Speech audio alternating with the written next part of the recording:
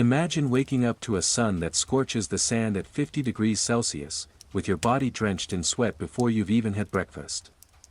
Your day begins before the first light of dawn and stretches relentlessly until the moon rises, your hands raw from labor that seems endless. And then there's the Pharaoh, absolute, unpredictable, whose whim could decide your fate. Today, in this story, you will step into the unforgiving world of ancient Egypt. You will live one day as a worker, a servant, or even a commoner, experiencing the heat, the exhaustion, the hunger, and the fear that defined life along the Nile thousands of years ago. And beware, Pharaoh might have you embalmed, not as punishment, but for science. This story is not a tale of kings and gods, but of survival, one day, one moment at a time, in a world that would break you faster than you could blink.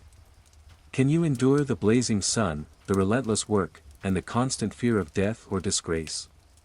Probably not, but you are about to try. Hello.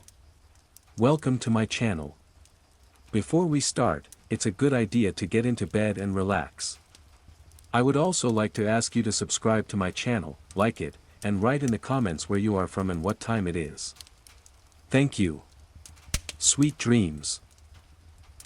Here's the horizon when you are already awake, your back aching from the hard clay floor, your eyes stinging from the dryness that filled the air like sandpaper. The desert morning was not gentle, it pressed on your body, heavy and relentless, a warning of what the day would bring. You took a gulp of water from the clay jar, savoring the momentary relief as it trickled down your parched throat, but even this fleeting comfort reminded you of the fragility of life in ancient Egypt. Outside the barracks, the Nile shimmered, a ribbon of life threading through the desert, yet it was deceptive, teeming with crocodiles, carrying disease, and offering little more than temporary relief for the men who labored endlessly.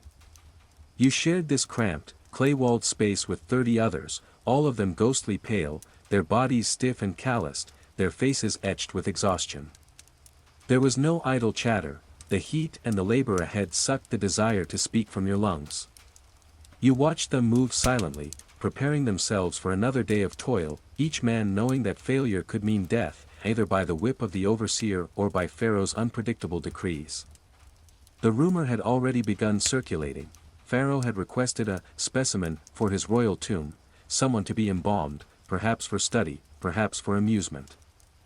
Fear twisted inside you, a sharp, cold spike of dread, because in this land, the word of the Pharaoh was law, and law was absolute. The Nile's waters, though beautiful and vital, seemed like a mocking reflection of freedom you would never know. Survival here depended entirely on rose fully above the horizon, the heat was suffocating, radiating from the sand and the stone blocks you were tasked to move, each one heavy and unforgiving. Sweat poured from every pore, stinging your eyes and soaking your linen tunic, the salt burning your skin. Hunger gnawed at your stomach, but there was no time to eat properly, no pause allowed while the overseer's gaze cut across the laborers like a knife. He carried a whip, a rod, and a cruelty that was precise and merciless. One slip, one grunt, one falter under the immense weight of a limestone block, and his lash would meet your back. Sometimes he struck simply to remind you of your mortality, sometimes to entertain a whim he barely understood. The work was endless, hauling stones, carving inscriptions with crude tools, setting them in alignment, all under the watchful sun that seemed to mock your suffering. Men collapsed around you from exhaustion, the heat, or sheer desperation, and yet there was no time to mourn. You continued, muscles screaming, lungs burning, driven by instinct and fear. Yet even in this unbearable toil, there was camaraderie, silent and fragile, a nod, a brief glance of understanding, a shared endurance that said, without words, we survive together, or we perish alone. Lunch was meager, a few crumbs of coarse bread, dried fish, and a gulp of water, consumed hastily before the sun reminded you it showed no mercy.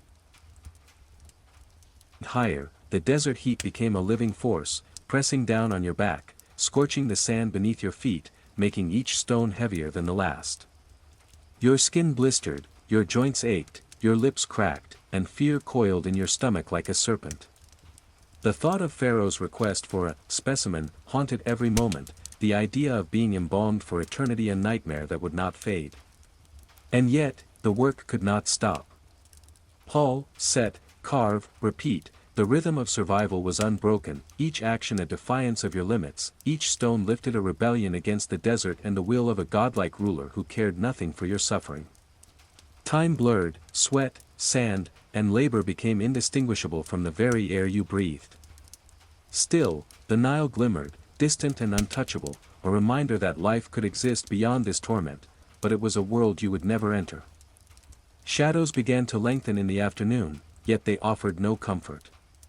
Bodies had reached their limits, men staggered, collapsed, and whispered prayers to gods they had no reason to believe in, all while the overseer's whip cracked, urging them to continue. By evening, you returned to the barracks, staggering, blistered, exhausted, still alive, yet broken in ways that words could not capture. The torchlight flickered on the walls, and in that dancing glow, you realized that one day in ancient Egypt was enough to break even the strongest, but survival demanded that you rise again, tomorrow, to face the sun, the stones, the overseer, and the unknowable whims of Pharaoh, because in this harsh world, endurance was not optional, it was the only path to life. Below the horizon when the whispers began, carried on the desert wind like an omen. Men who had been silent all day now spoke in hushed tones, their voices trembling with a mix of fear and morbid curiosity. Pharaoh had made a decree, one that reached every corner of the labor camp surrounding the pyramid, and it was not just another order about stone placement or the alignment of walls. This was personal. Today, someone among you would be chosen.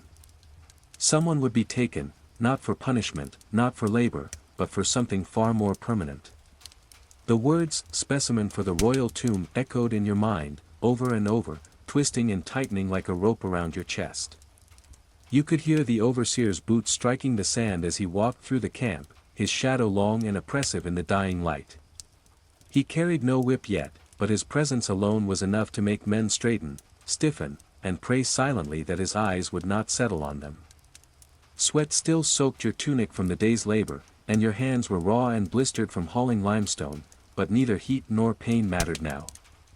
Fear had replaced every sensation, had sharpened your senses to a point where every whisper, every rustle of sand, and every twitch of muscle seemed like a sign of impending doom. You wanted to hide, to sink into the sand, to disappear, but the barracks offered no refuge. Clay walls that had held you through the blistering day now seemed like a prison, enclosing you in a fate you could not escape. Around you, men avoided your gaze, some muttering prayers to gods you did not recognize, others muttering curses at the Pharaoh, daring to think such thoughts in whispers that might yet reach the wrong. Yet the heat of the day lingered, trapped in the stones, the sand, and your aching muscles. You moved through the camp almost robotically, performing small tasks that the overseers demanded, not daring to slow, not daring to question, knowing that any hesitation might be noticed. Your mind raced with scenarios. What would it feel like to be prepared for embalming? The process was described in whispered tones as methodical, precise, almost surgical, but beneath that precision was a horror no words could capture. The body was washed, oils and natron applied, organs removed, eyes replaced with stones or left hollow, lips sealed with resin, the living transformed into a deathless artifact. Pharaoh might call it science or honor, but it was something far darker. You imagined the procession to the tomb, the silence broken only by the murmur of priests and the echo of sandals on stone floors, and a chill ran down your spine. Even the strongest men seemed to shrink in their sleep as the night grew older, clutching at their thin blankets, willing themselves to wake up alive, willing the Pharaoh's decree to pass them by. Every sound, the shifting of a wooden frame, the clatter of a clay jar, a sudden cough, was magnified, and you flinched as though punishment might descend at any second. Some men whispered strategies, ridiculous notions of escape that could never work, of hiding in the river, or fleeing across the desert, but you knew better. The desert did not forgive, Pharaoh did not negotiate, and the Nile carried more predators than salvation. You huddled in the corner of the barracks, counting stones you had moved today, replaying the rhythm of labor, as though remembering the steps might protect you from the randomness of fate. And yet, but with revelation. The overseer entered the camp, not with a whip, but with a scroll sealed with the Pharaoh's insignia. Every head snapped up, every body stiffened, and silence descended like a thick shroud. One by one, names were read aloud, echoing against the clay walls, each one bringing hope and terror in equal measure. And then it happened, your name. Your muscles froze, the scroll trembling in the overseer's hands, your mind flickering between denial and the crushing weight of inevitability. Men shifted uncomfortably around you, whispers dying in their throats as fear took hold. You were to be taken to the palace, prepared for the ritual of embalming, and no plea, no strength, no history of service would alter this decision. You swallowed, feeling the sand in your throat, tasting dust and fear. The journey began with chains light as silk but heavy with the burden of anticipation. Every step towards the Pharaoh's domain felt like a march into the jaws of history, a place where mortality was stripped away, and the living were converted into symbols. You saw the towering walls of the palace, gleaming in the early sun, cold and indifferent, and knew that within them lay not mercy, but ritual, precision, and an absolute authority that had no understanding of fear, pain, or life. The procession of priests and guards greeted you in silence, eyes fixed, hands steady, the machinery of the pharaohs were moving without hesitation. You realized then, with a shiver, that life in ancient Egypt had always been a balance on a razor's edge. One misstep, one look, one pause could end it all. And now, you stood at that edge, forced forward, not by choice, but by the unyielding gravity of a civilization. It was unlike anything you had ever imagined, a relentless march across stone-paved courtyards and through corridors that gleamed with polished limestone and gold leaf, reflecting the rising sun in blinding bursts. The air was dry, perfumed with incense that stung your nostrils and made each breath a struggle against the unfamiliar scents of cedar, myrrh, and crushed spices. You stumbled under the weight of expectation, your blistered hands trembling, muscles still screaming from yesterday's labor, but your mind was trapped in a singular, horrifying focus, the ritual that awaited. Guards flanked you silently, their eyes cold, their spears tipped with bronze, and at every turn, statues of gods and pharaohs reminded you that you were insignificant, a fragile human tethered only by obedience. Whispers of past victims filtered through your mind, stories of men who had been embalmed alive, their bodies preserved not as punishment, but as proof that pharaohs will transcend mortality. The palace itself seemed alive, its walls breathing authority, its floors echoing with the silent footfalls of priests and servants who had long forgotten compassion. You passed chambers filled with treasures and offerings, intricate murals depicting battles, processions, and rituals that spanned lifetimes, yet none of this splendor touched you. All of it existed to remind the living of Pharaoh's omnipotence, and you felt yourself shrinking beneath its weight. Fear wrapped around you like a shroud, the very air felt thick with destiny, suffocating and precise, as though each step you took was being measured against some divine ledger that would determine your fate.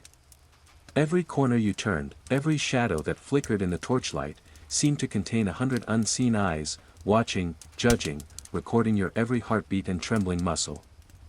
The idea of choice evaporated the moment you stepped into the palace. There was no negotiation, no appeal, no pleading that could alter the trajectory of a decree once made.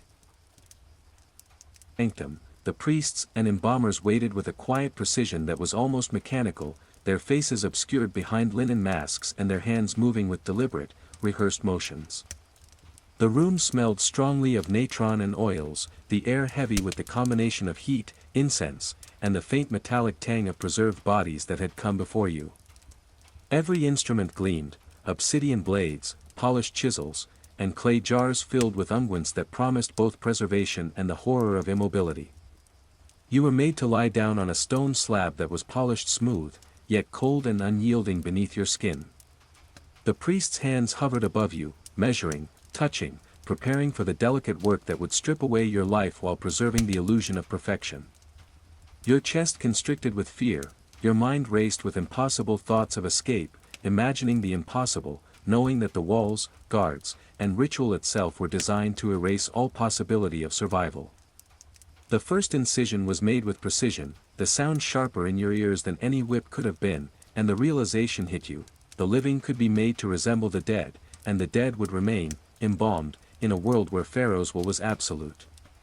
There was no room for panic, movement, even the slightest twitch, would be interpreted as defiance, and defiance could end far more quickly than this ritual ever could.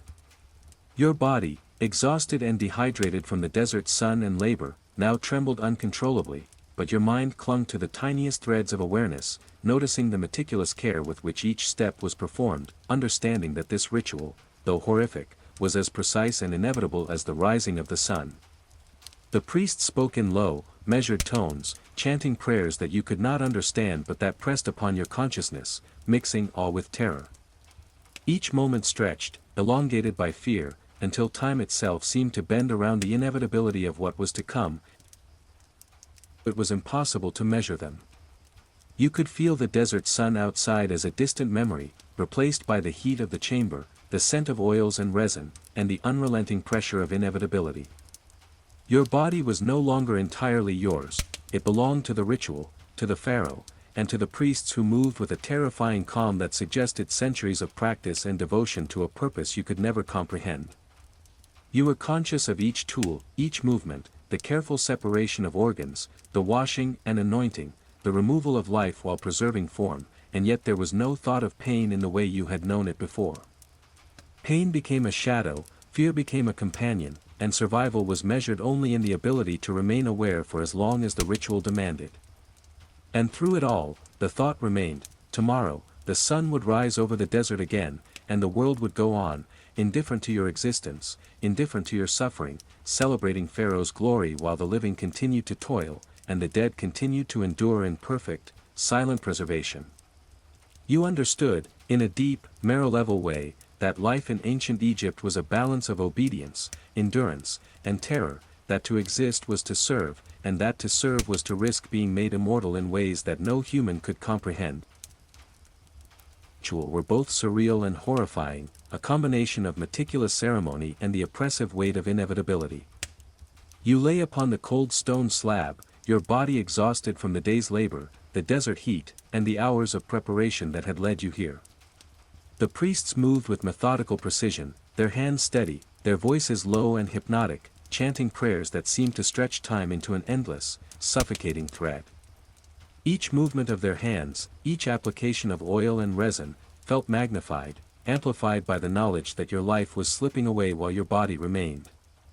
The heat of the chamber pressed down like a living thing, the incense heavy and cloying, the scent of natron strong and almost metallic, filling your nostrils and mixing with the fear coursing through every fiber of your being.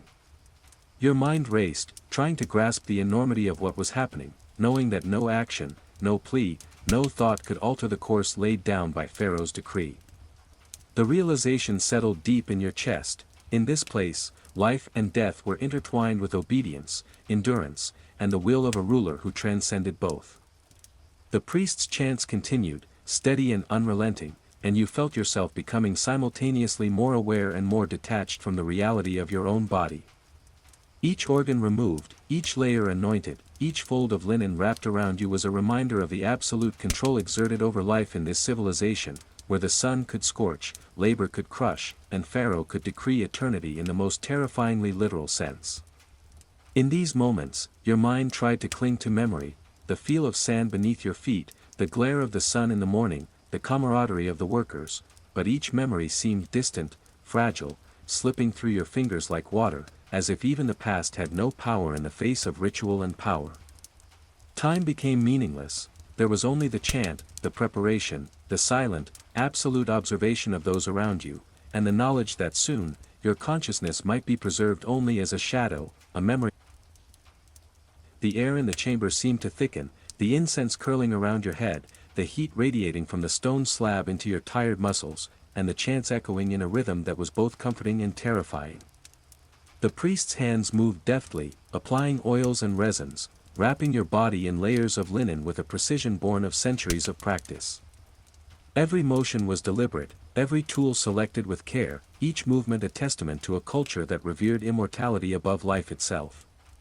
You could feel the boundaries of your body blurring, your own awareness stretching across the chamber as you became part of the ritual, part of something larger and incomprehensible. The fear that had gripped you in the desert, the dread of the overseer's lash, the terror of the Pharaoh's decree, all of it coalesced into a single, unbroken tension. And yet, in the midst of this, there was a strange, impossible serenity.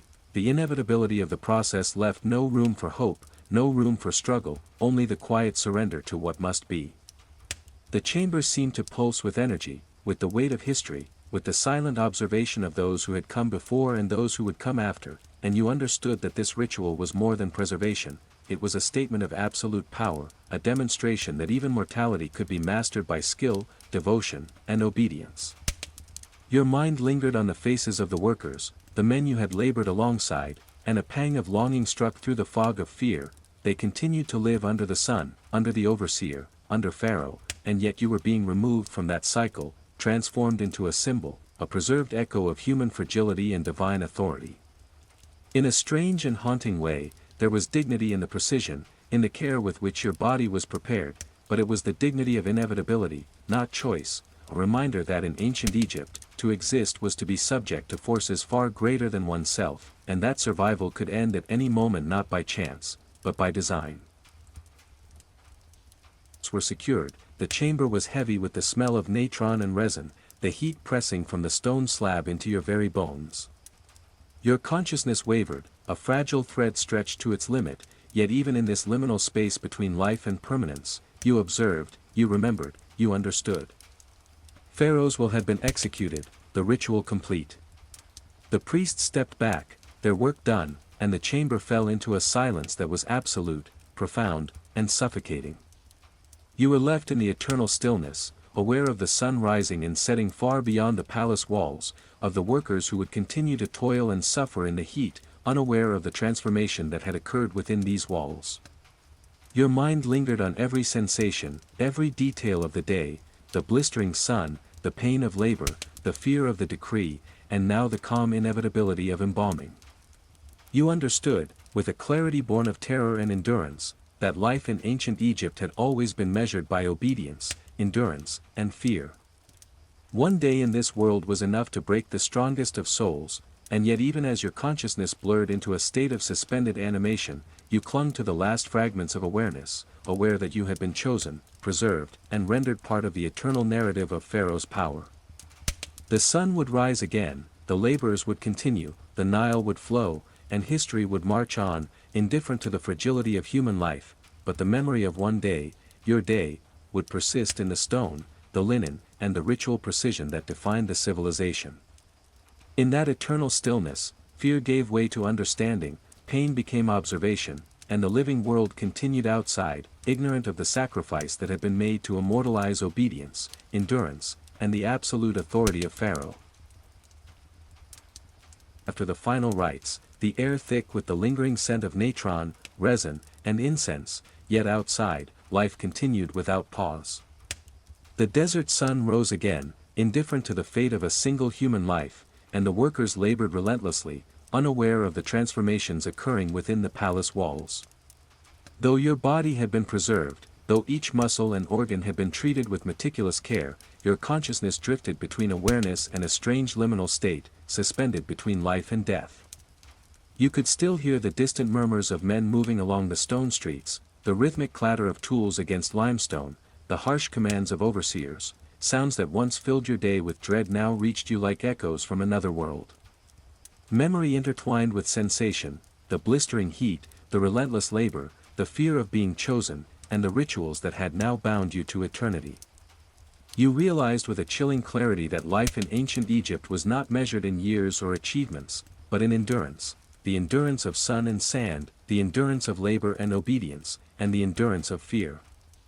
The Pharaoh had demanded obedience unto eternity, and in that command, your body had become a vessel of history, a silent witness to the unyielding power of a ruler whose authority was absolute, whose will extended beyond the boundaries of mortality. Every moment, every sensation, the world continued its cruel, unrelenting rhythm. Laborers toiled in the desert sun, their skin blistered, muscles torn, and spirits worn down by the endless demand for obedience. You remembered the camaraderie that had once existed among them, fragile threads of shared suffering that offered comfort in the most brutal of environments. Now, from your suspended state, those bonds felt distant, as though you were observing a life you had once lived, a life now impossible to return to.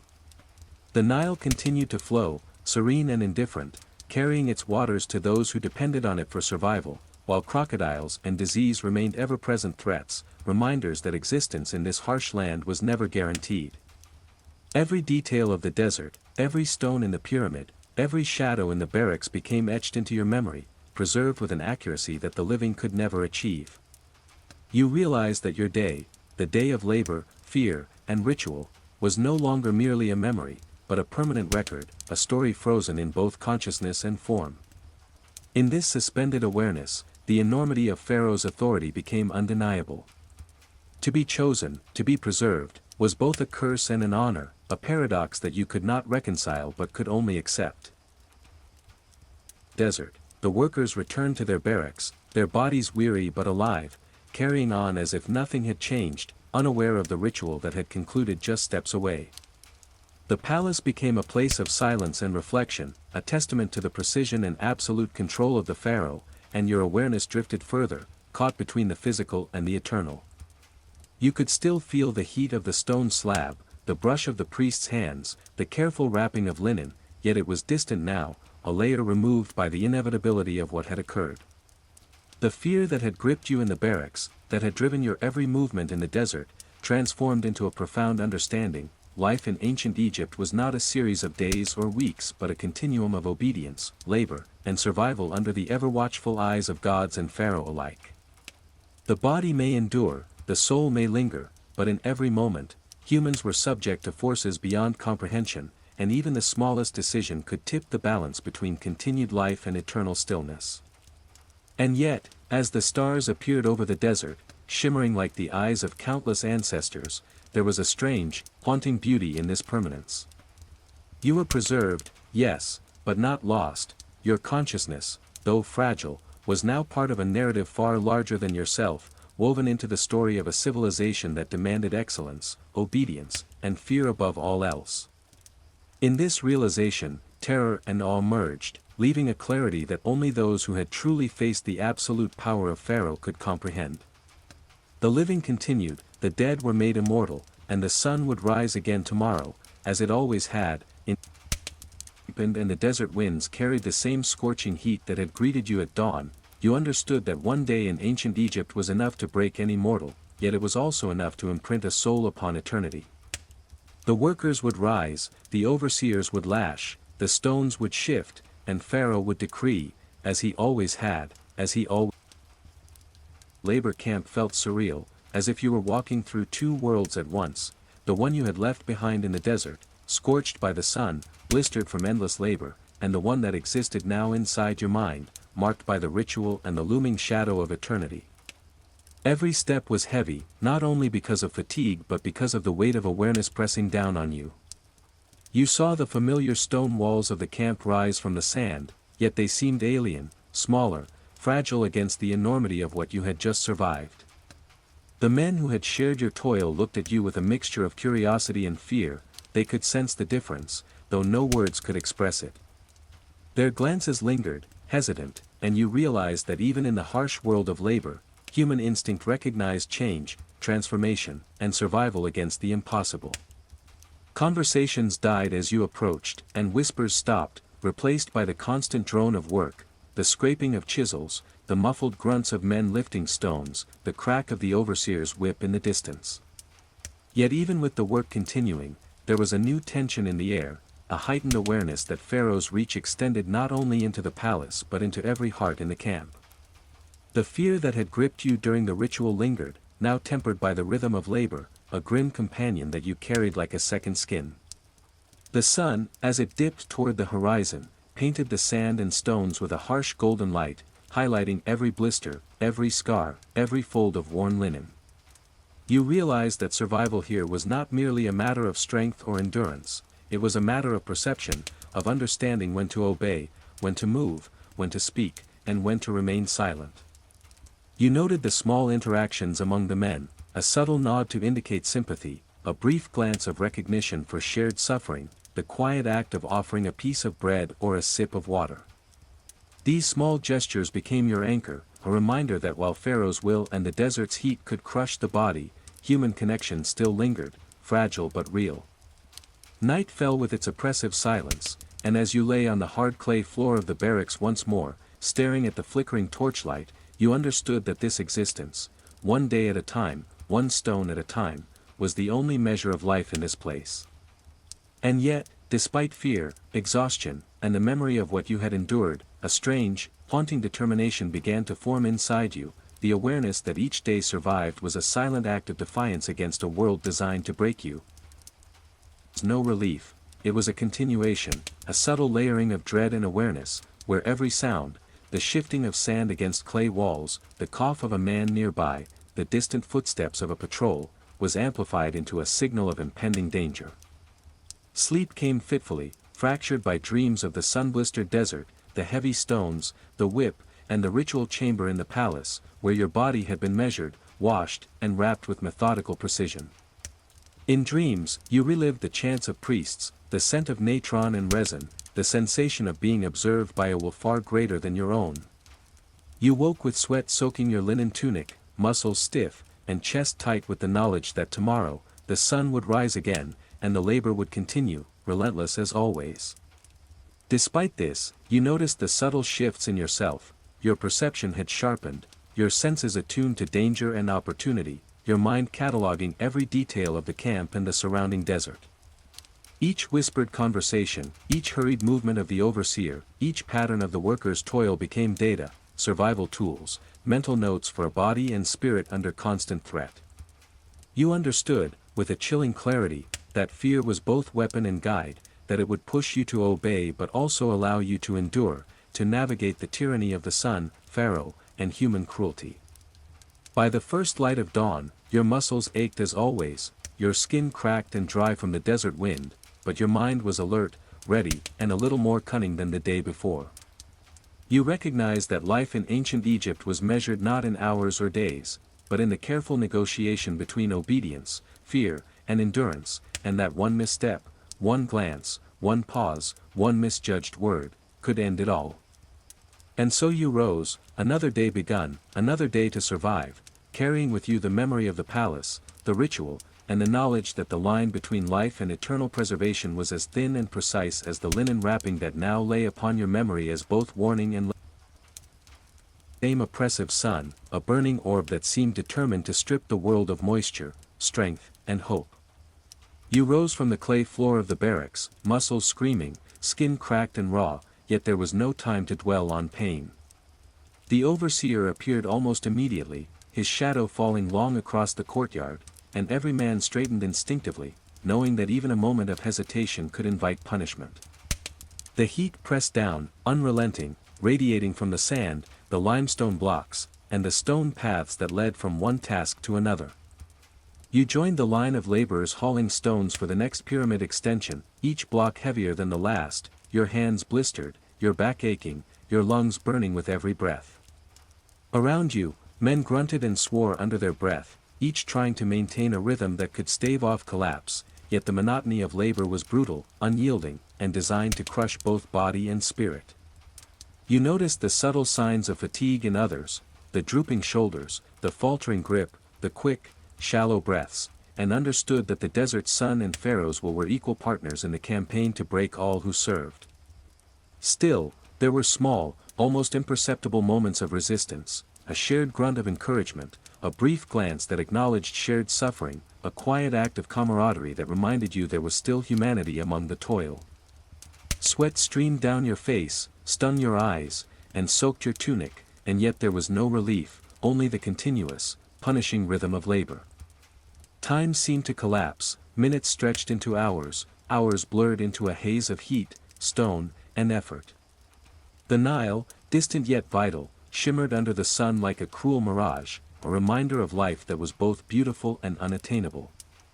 Every so often, your thoughts drifted to the palace, to the ritual you had survived, and a shiver ran down your spine as you remembered the inevitability of Pharaoh's decrees.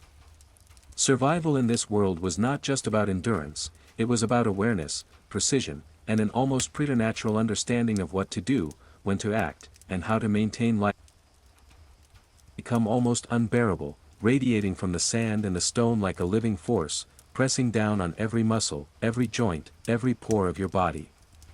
Hunger gnawed at your stomach, but meals were brief and meager, a handful of bread, some dried fish, a gulp of water, consumed quickly before you were driven back into the sun. The overseer patrolled constantly, his eyes sharp, his whip ready to strike at the slightest lapse. You witnessed the punishments of those who faltered, backs lashed until red, men collapsed under exhaustion while others were forced to lift the fallen stones alongside the living, reinforcing the hierarchy of obedience, strength, and fear. Every step, every lift, every breath became a calculation, a negotiation with pain, heat, and the unrelenting scrutiny of both men and overseers. Small acts of resistance or distraction were impossible, even a backward glance could mean punishment, a momentary lapse could be fatal, and the specter of Pharaoh's will loomed over every motion. Yet, in the midst of this brutality, there were moments of observation and learning. You noted the patterns of the overseer's patrols, the shifts of shadow across the sand, the subtle signals among men that allowed small measures of coordination or comfort. You catalogued every detail, every rhythm, every sound, understanding that these were tools of survival. The sun dipped lower, the shadows lengthened, but the work did not relent. There was no pause, no mercy, only the continuous, grinding expectation of Pharaoh's vision manifested in stone, sweat, and fear. By the time the torchlight flickered in the barracks at evening, you returned, body broken but alive, mind racing, muscles trembling, knowing that tomorrow the sun would rise again, the labor would resume, and the cycle of endurance, observation, and survival would continue.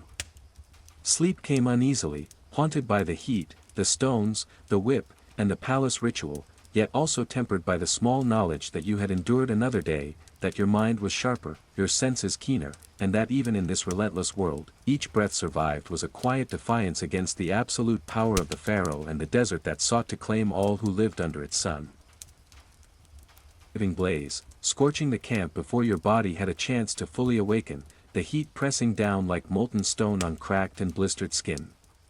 Your muscles screamed with fatigue from the previous day, yet the overseer's presence demanded immediate obedience, each step, each movement measured and scrutinized. The labor lines were already forming, men grunting as they prepared to haul stones that seemed impossibly heavy, their rough hands raw, their bodies already weary from yesterday's toil. The air itself seemed to hum with tension, thick with the scent of sweat, sand, and dust, mingling with the distant aroma of incense wafting from the palace, an ever-present reminder of Pharaoh's reach. You noticed the subtle hierarchies forming among the workers, men who tolerated pain better, men who had learned to avoid the overseer's notice, men who whispered quiet strategies of survival between breaths and movements. The overseer's shadow loomed long and precise, every footstep echoing on the limestone paths, every glance carrying the weight of authority and the promise of punishment. As stones were shifted, lifted, and aligned, your mind remained hyper-aware, cataloging every pattern, every weakness in the terrain, every opportunity to conserve energy without drawing attention. The sun climbed relentlessly, burning your skin, baking the sand beneath your feet, and even as your arms and back protested with sharp, shooting pain, your awareness sharpened. Each grunt, each command, each minor misstep in the line was magnified, a subtle lesson in the art of survival. Around you, men collapsed, sweat pouring like rivers, only to be prodded back into motion by the whip or harsh voice of the overseer. Fear had become both companion and guide, it kept you alert, cautious, and alive, and in its presence, every movement was deliberate, calculated, and precise. Despite the exhaustion, the desert, the overseer, and the ever-looming shadow of Pharaoh's authority, you realized something profound. Survival in this world required not just strength but cunning, observation, and the ability to endure both pain and terror without losing consciousness or hope. And so, with each stone moved, each step taken in the unrelenting sun, you endured, silently acknowledging the cruel rhythm that defined life under the Pharaoh's reign and in the heart of the desert that sought to claim all who labored under it. Heat had become almost unbearable, pressing down through every layer of your body as if the sun itself sought to crush you into submission. Conversations among the men had nearly ceased, only the constant grunts of exertion, the scrape of stone on stone, and the occasional crack of the overseer's whip broke the suffocating silence. Yet even in this oppressive environment, small interactions emerged, quick glances of encouragement, the discreet passing of a piece of bread, shared sighs of exhaustion, fleeting signs of human resilience in a place designed to break it. Your eyes constantly scanned the scene, noting every detail, the way shadows fell across the stone, the pattern of the overseer's steps, the subtle ways men shifted weight to reduce strain, and the brief moments of hesitation that could be punished. You understood that awareness was as critical as strength. One miscalculated movement, one careless glance, one moment of weakness could bring the whip down or worse. The sun began its slow descent, painting the desert and the camp in an intense gold, highlighting every blister, every scar, every line etched into the men's faces by pain, fear, and labor. Yet even as you moved, exhausted and weary, there was a rhythm to this cruelty, a grim, mechanical poetry that dictated life and survival. Each stone hauled, each brick aligned, was a testament to human endurance, even in the face of an indifferent Pharaoh and a desert that claimed more than it nurtured. As evening fell and shadows lengthened across the camp, your body and mind were drained, but a spark of awareness remained, a delicate thread connecting you to the reality that tomorrow would bring more sun, more labor, more fear, and yet each day survived was another act of defiance. Returning to the barracks, you felt the weight of every movement, the echo of every grunt, the imprint of every lash, yet there was also a strange, almost defiant pride in having endured. The night would offer little rest, sleep would be fragmented and haunted by dreams of stone, sand, and the overseer's shadow, yet through it all, one thought, same unrelenting brightness, burning through the thin walls of the barracks and searing the sand outside, yet within you, a different kind of heat simmered, one born of awareness, fear, and the constant calculation required to survive. Your muscles ached from yesterday's labor, each movement sending sharp reminders of the sun, the stones, and the overseer's relentless eyes. You observed the other men, some of whom had begun to adapt to the rhythm of pain, their expressions stoic masks hiding exhaustion, fear, and quiet desperation. They were your companions, yet also competitors in this cruel landscape, where weakness could mean lashes, collapse, or death. The overseer strode among the lines of laborers, his gaze sweeping with precise cruelty, punishing without hesitation and rewarding no one. Every step you took was measured, every grunt, every breath, every lift was calculated to minimize attention and maximize endurance. Yet even in this mechanical obedience, your mind wandered to thoughts of the palace, the ritual you had survived, and the impossible weight of Pharaoh's will. The ritual had left a permanent mark, not on your body alone, but on your perception of authority, mortality, and survival. Each command from the overseer, each flick of the whip, each shouted order was magnified through the lens of that experience, and you understood that the fear instilled by Pharaoh was not merely of punishment, but of total erasure, immortality as terror, life as obedience, death as permanence. Around you, the camp moved like a living organism, every sound amplified, the scrape of stone, the snap of leather, the labored breathing of men straining under impossible loads. You catalogued these details with precision, understanding that in this world, awareness was survival, and memory, once formed, became armor against repetition, against the inevitability of the desert and Pharaoh's commands. The sun climbed higher, radiating through the air, stinging skin and eyes alike, and every breath felt like inhaling heat and grit. Yet you endured, not only through the strength of your body but by sharpening your mind, learning to navigate fear, fatigue, and the subtle politics of the labor line. Small gestures, like the brief nod of a fellow worker or the silent cooperation in lifting a stone, became lifelines, tiny resistances against the crushing weight of a world designed to break men physically, mentally, and emotionally. The camp was a theater of discipline, a stage on which obedience, endurance, and fear performed endlessly, yet within it, the sparks of human ingenuity and will persisted, fragile but the desert had become a furnace, the sand radiating heat that pressed through sandals and bare feet, sapping energy even as your body pushed forward. Hunger and thirst gnawed relentlessly, yet there was no reprieve, the overseer's scrutiny was constant, a shadow that never left the line of laborers. Collapses were met with lashes, grunts of effort, and the indifference of the sun that continued its unyielding ascent. In the midst of this, your mind remained alert, weaving through each sensory input, each potential threat, cataloging patterns of movement, gestures, and oversight. Every slight pause, every faltering grip, every breath too loud could attract attention and invite punishment. Fear had become a tool as much as a curse, shaping every thought and action, sharpening reflexes and focus. Your fellow workers, those silently enduring alongside you, were both comfort and competition. Camaraderie existed in the briefest moments, fleeting exchanges, whispered encouragements, yet each act of kindness was balanced against the unrelenting expectation of endurance and vigilance. The memory of the palace and the ritual persisted, an ever-present shadow that reminded you how thin the line between life and total submission truly was. As the sun reached its zenith, your mind and body teetered on the edge of collapse, yet something deeper drove you forward, the instinct to survive, honed by fear, endurance, and observation. Each stone moved, each block lifted, each drop of sweat shed was a small victory, a defiance of circumstance, a claim on life even under the gaze of Pharaoh and the suffocating heat of the desert. By late afternoon, your body was a map of exhaustion, pain, and effort, yet your mind retained clarity, cataloging every lesson, every movement, every detail of survival. The work continued until the sun finally dipped low, and you returned to the barracks with aching limbs, blistered hands, and a mind alive with calculation, reflection, and the knowledge that tomorrow would demand more. Sleep would be fitful, haunted by sun, labor, and the overseer's shadow, but the awareness you carried now was a weapon and a shield, a constant readiness, a survival instinct forged under the most punishing conditions of ancient Egypt.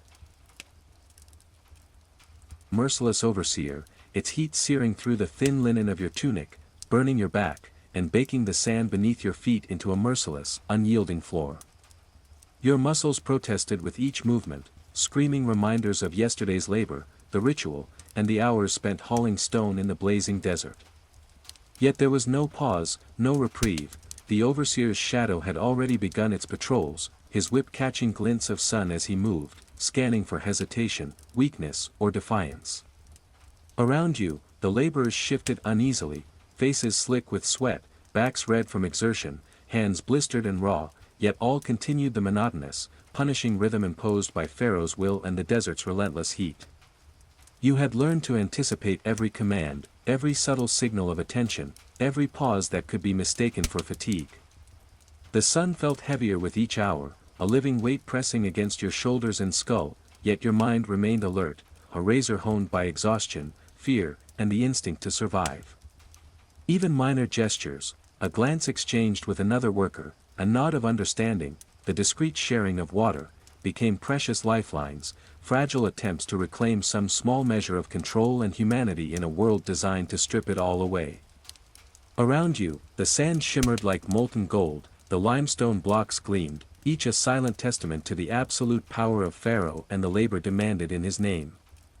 And yet, within the crushing weight of the day, there was a strange rhythm, a cadence to endurance and survival that you had begun to internalize, lift, move, breathe, observe, repeat.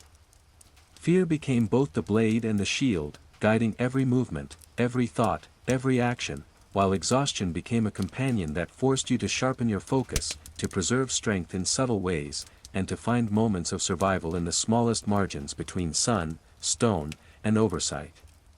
The overseer's presence was constant, a living reminder that the line between obedience and punishment was razor-thin, yet in that pressure, you found a clarity. To endure, you needed not only the body, but the mind, a mind that catalogued patterns, anticipated movements, and read subtle cues with almost preternatural precision. Each grunt of effort, each thud of stone on stone, each shouted command was now a map for survival, a set of coordinates guiding you through the cruel geography of labor, heat, and fear. An inferno, the sun directly overhead turning every surface into a radiating furnace, the air shimmering and thick, making each breath a labor in itself. Sweat ran freely, stinging eyes, saturating tunics, and turning the linen straps on your back into rough cords that rubbed skin raw. The overseer circled constantly, whip in hand, snapping it at those who faltered, his eyes piercing, his patience non-existent. You saw men stumble, collapse, or attempt to rest for a fraction of a moment, only to be reminded in sharp, harsh bursts of the consequences of failure. In these moments, your awareness became your weapon, noting the patterns of punishment, observing the subtle timing of the overseer's movements, calculating the safest angles, the most efficient lifts, the precise moments when exertion could be minimized without attracting attention. Around you, men whispered faintly, exchanged glances, and found fleeting moments of connection to bolster one another against the oppressive routine, yet these acts were delicate, precarious, and always shadowed by fear. Hunger gnawed relentlessly, thirst burned in your throat, and every movement felt like carrying not just the stone but the weight of the entire desert pressing down on your body. And still, you endured, driven by a mix of instinct, awareness, and the faint, stubborn spark of hope that each day survived was another defiance against a system designed to break the human spirit. As the sun began its slow descent, painting long shadows across the sand and illuminating the sweat-soaked faces of your fellow laborers, you felt the cumulative weight of the day settle into your bones, a mix of exhaustion, fear, and grim satisfaction. The journey back to the barracks was silent except for the labored breathing of the men and the occasional creak of sandals on stone. That night, as you lay on the clay floor, eyes fixed on the flickering torchlight, your mind replayed the day in exacting detail, the positions of the stones, the precise timing of movements, the subtle interactions with the overseer, and the small gestures of solidarity among workers.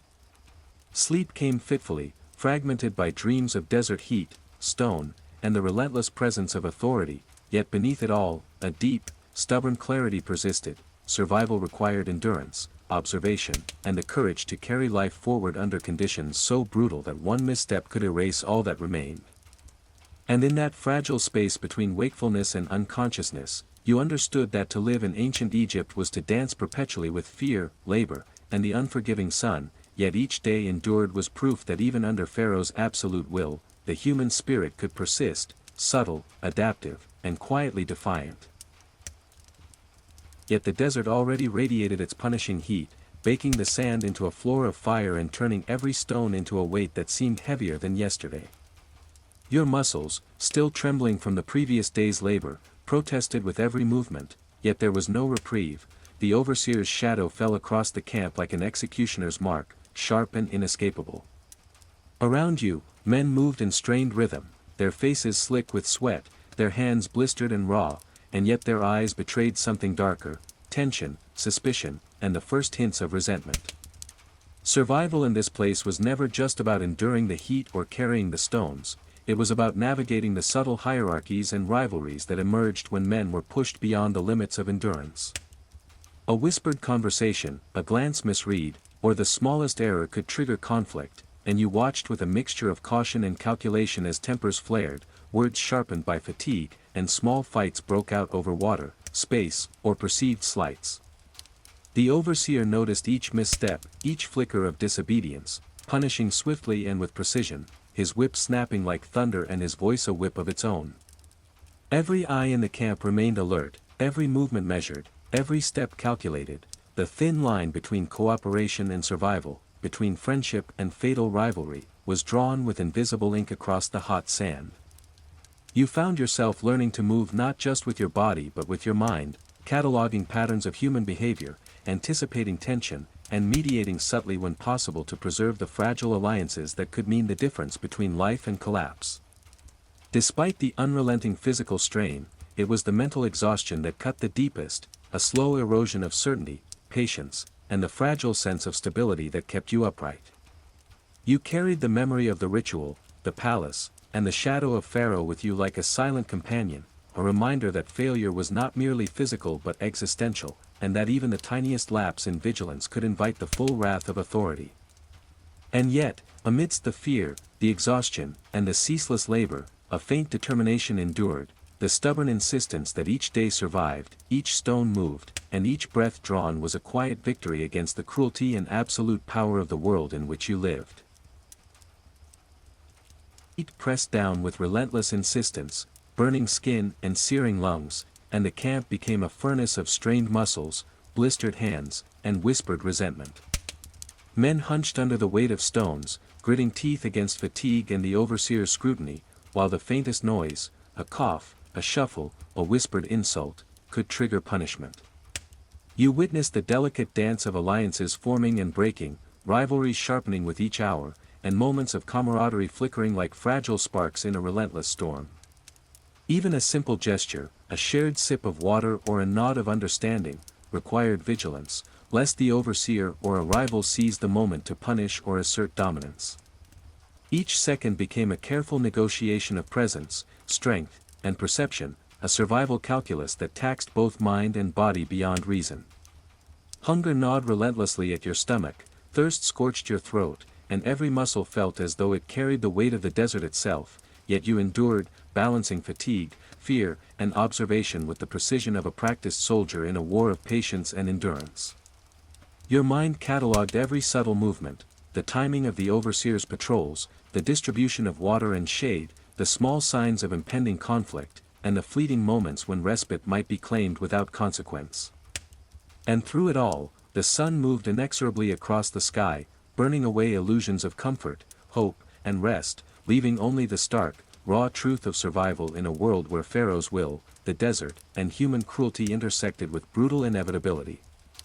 When evening finally arrived, casting long shadows over the sand and limestone blocks, your body was battered, blistered, and aching, yet your mind remained alert, cataloging the lessons of the day and preparing for the next. Sleep would come in brief, interrupted bursts, haunted by shadows of the overseer, the ritual, and the desert sun, yet you clung to the knowledge that survival was possible, if measured, or merciless and unrelenting, casting long, golden shadows across the camp, yet offering no respite from the heat that pressed down like a physical force.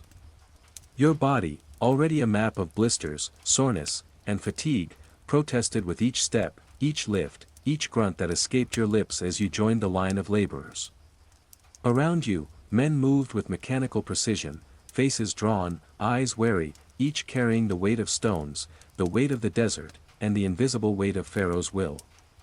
The overseer prowled like a predator, his whip an extension of his authority, snapping at any hint of weakness or hesitation. You noticed the subtle tension building between men, small gestures misinterpreted, whispered complaints, fleeting glances of frustration, all magnified by exhaustion, heat, and the ever-present fear of punishment. Survival here was a careful balance, a constant negotiation between obedience, endurance, and social perception. One misstep could lead to lashes, collapse, or even worse consequences, as the story of yesterday's ritual lingered in your mind, a stark reminder of the Pharaoh's ultimate power and the fragility of human life in this land. Sweat poured freely, stinging your eyes, saturating your tunic, and yet you persisted, calculating every movement to conserve strength while avoiding the scrutiny of the overseer. Each block lifted, each stone aligned, each step taken became a test of precision, stamina, and mental fortitude. The desert radiated heat, sand shifting beneath your feet, dust filling every inhalation, but the mind remained sharp, cataloging patterns, noting the rhythms of the overseer's patrol, the positions of fellow workers, and the fleeting moments when cooperation could aid survival. There was an odd rhythm to the brutality, a cadence in which endurance, observation, and subtle defiance merged, allowing survival in a world where failure was absolute. And amidst the physical agony and psychological strain, a faint sense of mastery began to emerge, the realization that awareness, strategy, and vigilance were as critical to survival as raw strength, that the human mind could endure when the body threatened to collapse, and that the smallest acts of adaptation could carve out a margin between life and oblivion under Pharaoh's gaze. The sun's intensity had reached a fever pitch, turning the desert into a furnace that seemed intent on baking flesh and stone alike. Your arms ached with every lift, your back burned with each hoist of limestone, and even the simplest motions required conscious calculation to avoid drawing the overseer's attention. Around you, men faltered under exhaustion, some collapsing entirely, only to be prodded back into motion with whip and harsh commands. Tensions escalated subtly among the laborers, an elbow nudged too hard, a whispered complaint overheard, a glance misread, creating fissures of conflict that could explode at any moment under the combined pressures of heat, fatigue, and fear. You learned to navigate this minefield carefully, balancing observation with discretion, using subtle gestures to calm tempers or redirect focus, and always keeping an eye on the overseer whose presence transformed every interaction into a potential threat. Hunger and thirst were constant companions, gnawing at your stomach and parching your throat, yet you continued, every ounce of strength a product of instinct, training, and sheer will. The rituals of the palace haunted your thoughts, their echoes of authority and mortality intertwining with the immediate terror of daily labor, forming a continuous cycle of fear and endurance that sharpened every sense. And as the afternoon dragged into evening, with long shadows stretching across the sand and the faint glow of the setting sun illuminating the worn faces of your companions, you realized that survival in this world was not measured in days or years but in the accumulation of countless small victories, a stone placed correctly, a movement unobserved, a rival appeased, a moment of respite seized. Exhaustion pressed against your bones, heat scorched every inch of exposed skin, and yet your mind remained alert, cataloging every lesson, every observation, every subtle advantage that might tip the balance between life and oblivion. Night fell with no mercy, and when you finally returned to the barracks, every fiber of your body screamed in protest, but a fragile sense of accomplishment persisted. Another day survived, another chapter endured in the relentless story of existence under Pharaoh's unyielding rule, where the sun, the desert, and the hierarchy of power converged to test the limits of human endurance, fear, and cunning. Relentless and merciless, transforming the camp into a furnace that seared both flesh and spirit. Your body, already battered by countless days of labor, protested with every movement, muscles screamed, joints ached, and every lift of stone sent waves of pain radiating through your back and shoulders.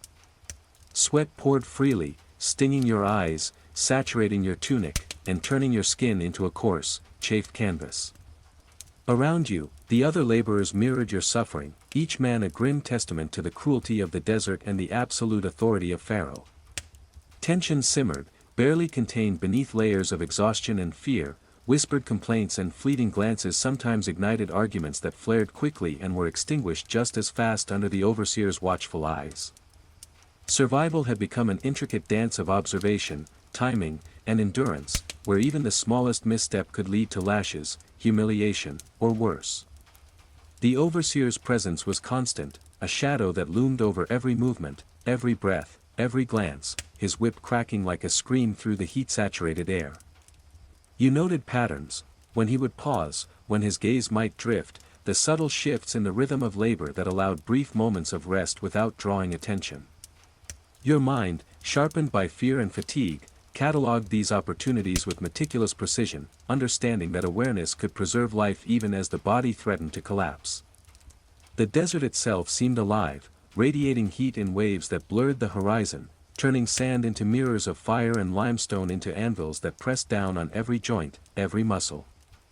Hunger and thirst gnawed relentlessly, yet they were secondary to the pressing imperative to survive under the twin pressures of physical exertion and absolute authority.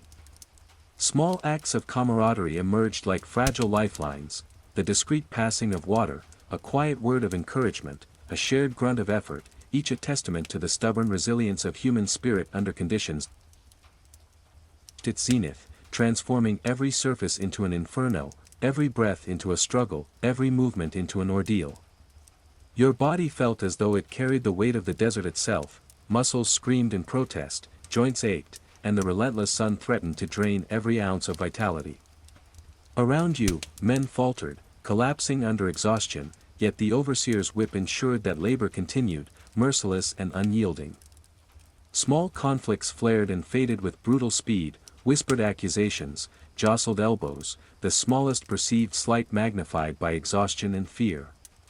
You navigated these tensions with care, learning to anticipate and diffuse, to maintain fragile alliances, and to protect the sliver of control you still possessed.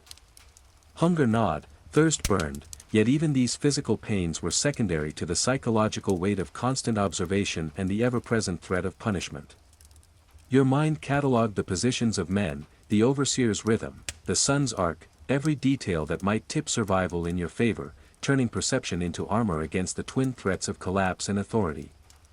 As the day dragged on, the labor became almost a trance, lifting, moving, observing, calculating, each action a rhythm of survival that fused body and mind into a singular mechanism of endurance. When at last the sun began its descent, shadows stretching across the camp like ominous fingers, you returned to the barracks physically shattered but mentally alive, cataloging the day's events in exacting detail, reflecting on every nuance that had preserved your life. Sleep was restless, haunted by sun, stone, and the overseer's omnipresent gaze, yet beneath the exhaustion persisted a quiet, stubborn truth: survival was possible, even in the most brutal crucible, if awareness, discipline, and adaptability were maintained. And in that fragile, fleeting rest, you understood that life in ancient Egypt was measured not in unrelenting intensity, the desert sun transforming every inch of sand and stone into a burning, unyielding surface. Your body, already laden with blisters, soreness, and fatigue from days of relentless labor, protested with every movement. Yet the overseer's shadow loomed, a constant reminder that hesitation could bring punishment, and that survival demanded motion, precision, and unwavering attention. Around you, men shuffled through the daily grind, faces drawn and eyes hollow, each carrying not only the weight of stones but the weight of fear and expectation. Small tensions simmered beneath the surface, minor infractions, whispered complaints, fleeting gestures of frustration, each capable of escalating under the suffocating pressure of fatigue, heat, and the overseer's watchful gaze. Your awareness became a tool of survival, cataloging every subtle movement, anticipating the overseer's patrols, noting the hierarchy of strength, endurance, and cunning among the workers. Each lift of stone, each carefully measured step, each moment of breath was calculated to conserve energy while avoiding attention, to protect life in a world designed to strip it away. Sweat streamed down your back, mingling with sand and grit, stinging your eyes and raw skin, yet your mind remained alert, noting every nuance of human behavior, every crack in the armor of fatigue, every fleeting opportunity to preserve dignity and survival. The desert pressed down relentlessly, yet beneath the physical torment, a different burden weighed even heavier: the psychological strain of constant fear, the omnipresence of Pharaoh's authority, and the realization that one wrong move could result in immediate and irreversible consequences. In this crucible, human connections became both fragile and vital: a nod, a whispered word, a brief exchange of water, all gestures of solidarity became lifelines, subtle but essential acts of defiance against the crushing weight of labor, fear, and absolute power. As the hours dragged on, every movement, every sound, every glance became a data point, a calculation, a survival strategy in a world where the margin for error was razor-thin, and the consequence reached its zenith, radiating from the desert floor and the stones themselves, searing every exposed inch of skin and threatening to sap the remaining strength from your body. Hunger gnawed relentlessly, thirst burned with unyielding insistence, yet there was no pause, no mercy. The overseer's whip cracked through the air, a sound that shredded concentration, demanded attention, and reinforced the unrelenting hierarchy of power. Around you, men faltered, some collapsing under the twin weights of exhaustion and fear, only to be prodded back into motion with lash and command. Subtle conflicts flared, an elbow too forceful, a whispered accusation, a glance misread, but they were immediately suppressed by the overseer's authority, creating a tense equilibrium of cooperation and mistrust.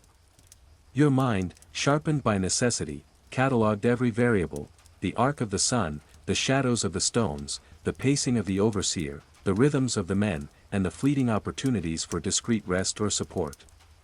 Each action became deliberate, precise, and measured: each breath, each grunt, each hoist of stone was a negotiation between survival and annihilation.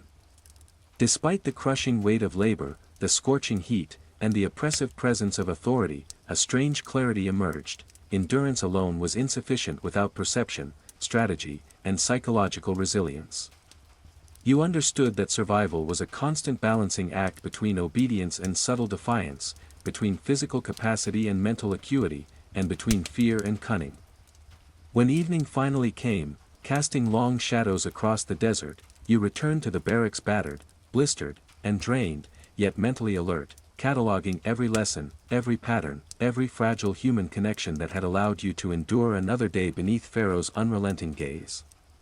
Sleep would be fleeting, restless, haunted by stone, sun, and the overseer's omnipresent shadow, yet through it all persisted a quiet, stubborn understanding: survival merciless and omnipresent, its heat pressing down on the camp like a living force determined to test every fiber of your being.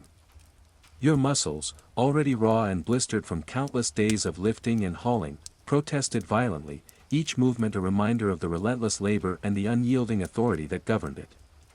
Sweat streamed into your eyes, stinging and blurring vision, mixing with sand and grime to create a harsh, abrasive mask that coated your face and arms.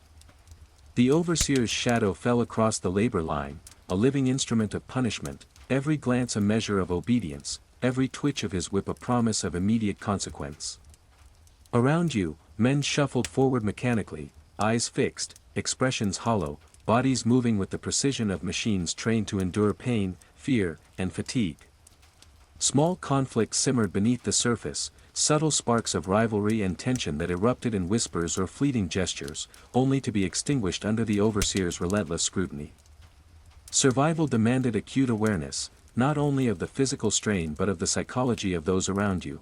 A misread glance, a poorly timed sigh, or a faltering grip could trigger punishment, while careful observation, subtle cooperation, and brief gestures of solidarity became lifelines. The desert itself seemed alive, radiating heat waves that distorted vision and sapped strength, every breath a labor in itself, every step a test of endurance.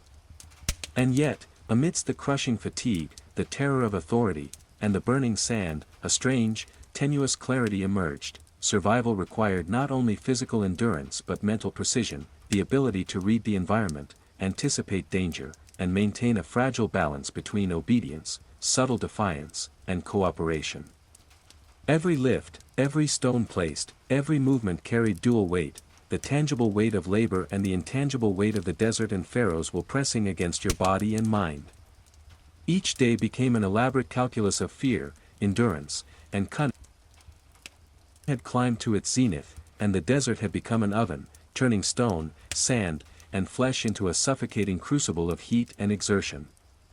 Hunger and thirst gnawed relentlessly, but physical discomfort paled in comparison to the psychological strain, the omnipresence of the overseer, the whispers of men at the edge of collapse, and the constant, silent reminder of Pharaoh's absolute authority pressed like an invisible yoke on your shoulders. You watched as fellow laborers faltered, some collapsing into the sand, only to be prodded back into motion by whip and command, their exhaustion a vivid reminder of the fine line between survival and obliteration. Every glance, every gesture, every exchange became critical, a nod of understanding, a whispered warning, or a brief act of shared labor could mean the difference between life and punishment.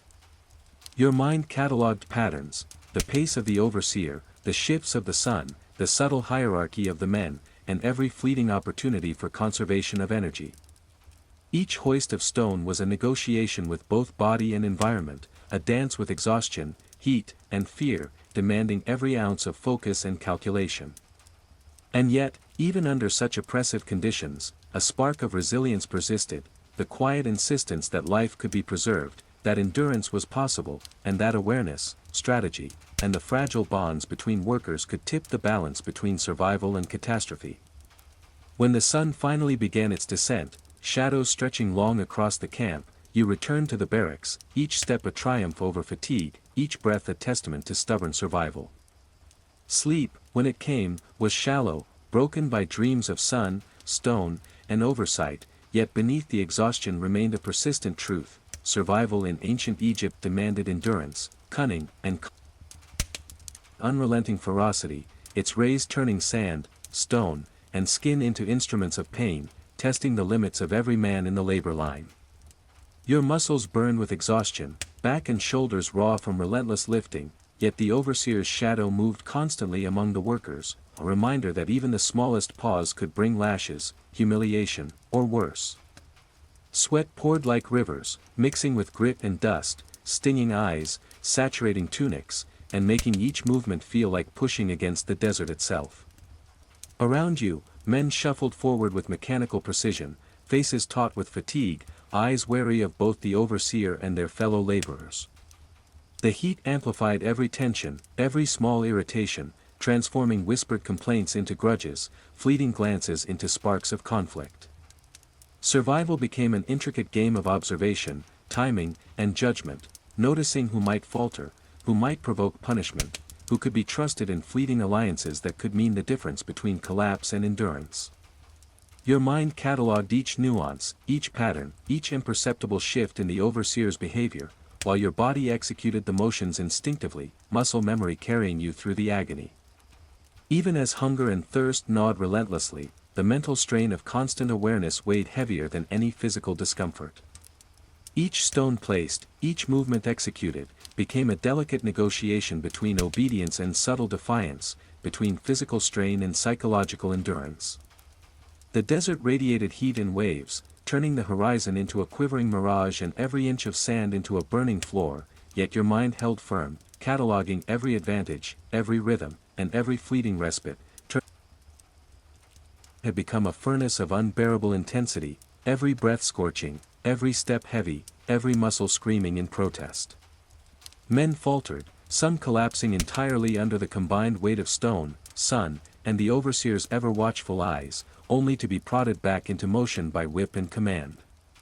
Minor conflicts flared between workers, whispered accusations, jostled elbows, stolen sips of water, all sparks magnified by heat, hunger, and exhaustion, threatening the fragile equilibrium necessary for survival.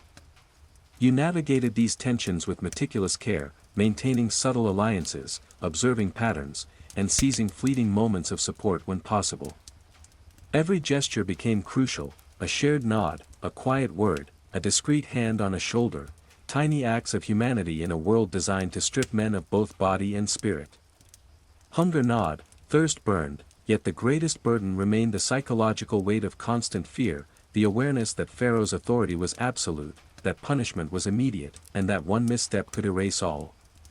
Even as the sun began its descent, casting long, hot shadows across the camp, your body shaking and blistered, your mind catalogued every lesson of the day, the arc of the sun, the overseer's patterns, the subtle movements of men, the fleeting windows for rest. Returning to the barracks, exhausted beyond measure, every step felt like triumph, each breath a testament to an intensity that felt almost alive, radiating heat in waves that blurred vision and baked the sand beneath every footstep. Your body, already battered by days of relentless labor, screamed in protest, shoulders and back raw, hands blistered and bleeding, legs trembling with exhaustion. Yet there was no pause. The overseer's shadow swept across the line of laborers, eyes piercing, whip poised, ready to punish hesitation, weakness, or defiance. Around you, men moved in strained, mechanical rhythm, faces etched with fatigue and fear, each carrying stones heavier than yesterday, each breath a labor against the scorching desert air. Tension simmered invisibly, manifesting in fleeting gestures, whispered complaints, or subtle jostles that could escalate into violence if observed. Survival demanded not just endurance, but constant awareness, tracking the overseer's patrols, predicting his attention, noting patterns in the rhythm of labor, reading the mood of the men, and finding tiny opportunities for rest or cooperation without drawing punishment. Sweat poured freely, stinging eyes, soaking tunics, and mixing with grit and dust to create a rough, abrasive layer on skin. Hunger gnawed relentlessly, thirst burned with unyielding insistence, yet the mental strain eclipsed the physical, every decision, every movement carried the weight of life or immediate reprisal. You learned to harness fear as a tool, to sharpen perception and reaction, transforming terror into a precision instrument that guided every hoist of stone, every step, every strained breath. The desert, the overseer, and Pharaoh's unspoken authority fused into a crucible of endurance, shaping your body and mind into a fragile but adaptive mechanism of survival. And yet, beneath the agony, the exhaustion, and the fear, a faint spark persisted, the understanding that awareness reached its zenith, a relentless furnace turning sand and stone into searing instruments of labor. Every breath burned, every movement demanded calculation, every muscle screamed in protest. Men faltered, some collapsing entirely, only to be prodded back into action by the overseer's whip, a harsh reminder of the absolute hierarchy governing their existence.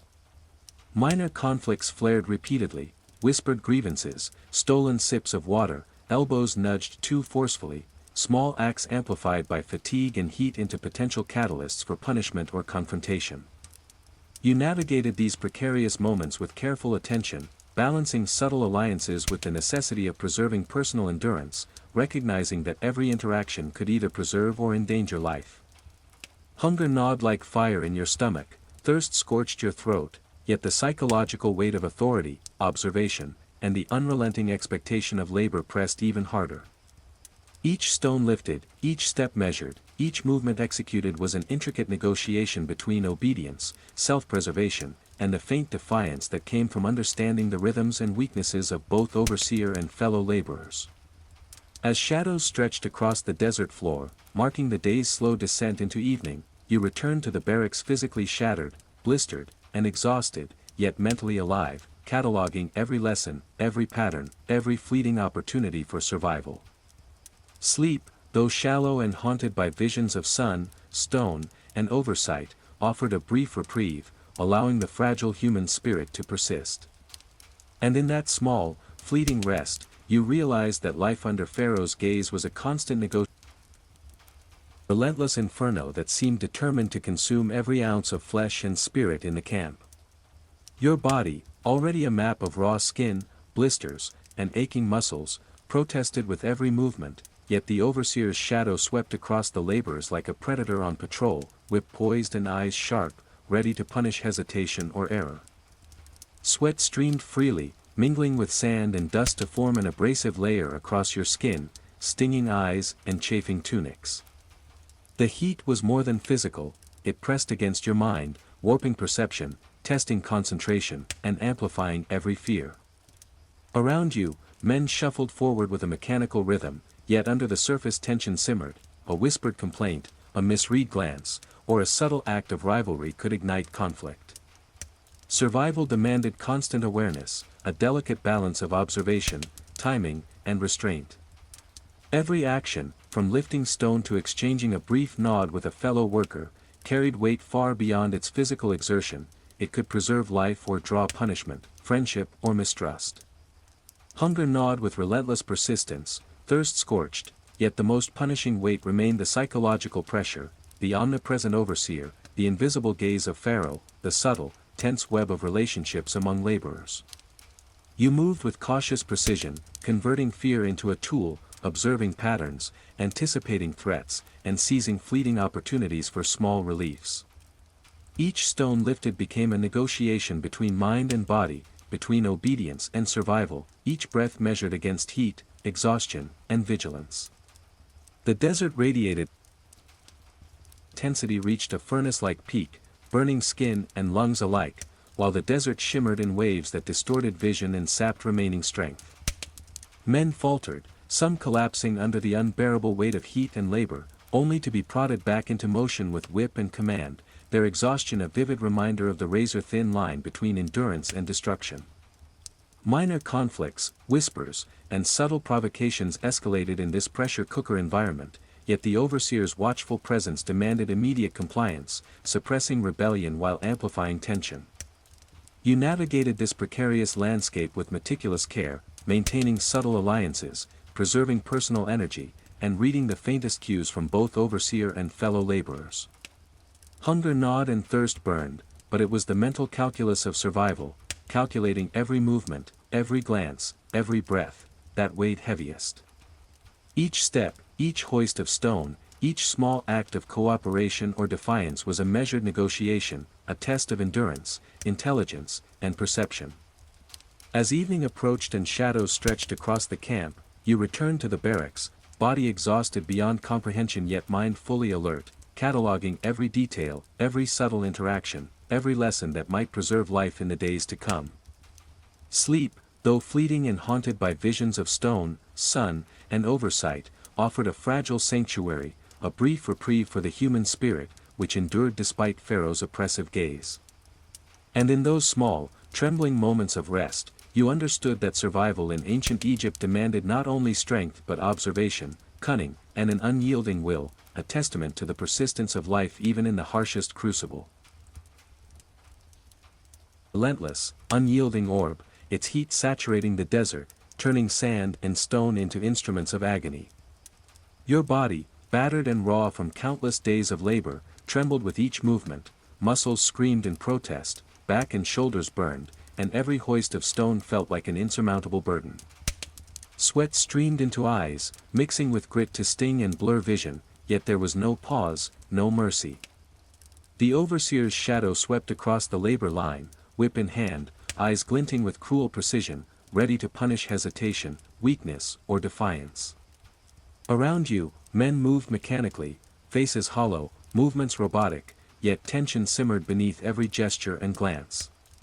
Minor conflicts flared with explosive subtlety, whispered accusations, jostled elbows, stolen sips of water, moments of impatience, all magnified by heat, hunger, and exhaustion.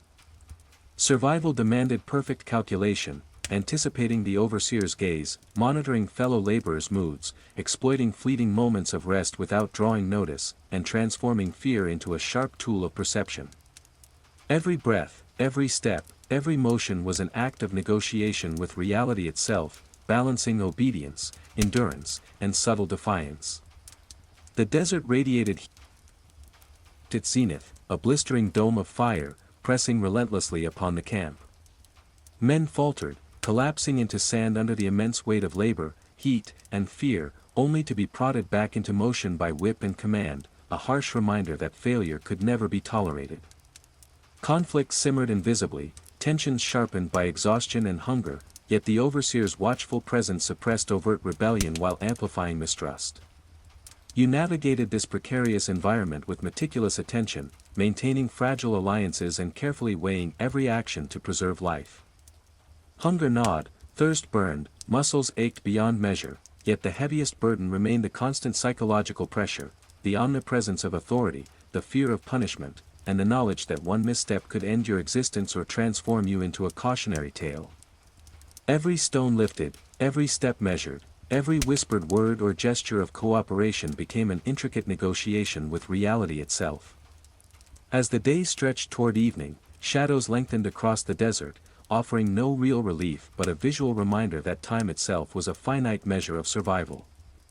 Returning to the barracks, body battered and blistered, yet mind still alert, you catalogued every lesson, every subtle interaction, every pattern that might allow life to persist another day. Sleep came shallow, restless, haunted by visions of stone, sun, and oversight, yet within those fleeting hours of rest remained the stubborn clarity. Survival in ancient Egypt was an ongoing calculation of endurance, vigilance, cunning, and quiet defiance, and even under Pharaoh's merciless gaze, life could endure. Casting a brutal, golden glare across the desert, baking every grain of sand and every stone until the camp seemed to shimmer with unbearable heat. Your body, battered, blistered, and trembling, moved with a mechanical precision born of desperation and endurance, each hoist of stone an act of survival against both the environment and the authority of the overseer. Sweat streamed relentlessly, stinging eyes and mixing with sand to form a gritty mask of torment across your face. Around you, laborers struggled in silence, each a reflection of the same exhaustion, fear, and stubborn resolve that drove you forward. Minor conflicts, simmering for days, had begun to fade into mutual recognition of shared suffering. Alliances, fragile as glass, now carried the weight of necessity, a quiet understanding that only together could you endure the relentless cruelty of labor and sun. The overseer prowled as ever, whip in hand, eyes sharp for hesitation or error, yet now your mind had honed itself into an unerring instrument of perception, every glance measured, every step calculated, every motion deliberate. Hunger and thirst gnawed as fiercely as the sun scorched, yet the mental calculus of survival, observation, timing, strategic patience, became your strongest ally. Each stone lifted, each breath drawn, each ounce of endurance gathered was a testament to human resilience, a small, defiant triumph against conditions designed to crush body and spirit alike. You realized that fear, though ever present, could be transformed into vigilance, that exhaustion could sharpen rather than dull, and that even beneath Pharaoh's unyielding gaze, humanity persisted, small but indomitable. Evening, long shadows stretching across the sand signaled the end of another grueling cycle.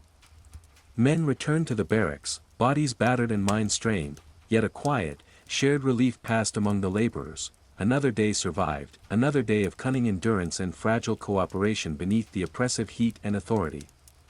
You two staggered back, every joint screaming, skin raw, muscles trembling, yet inside, a subtle triumph resonated. a proof that life could persist, even under the harshest circumstances, even when the desert and Pharaoh's will seemed absolute.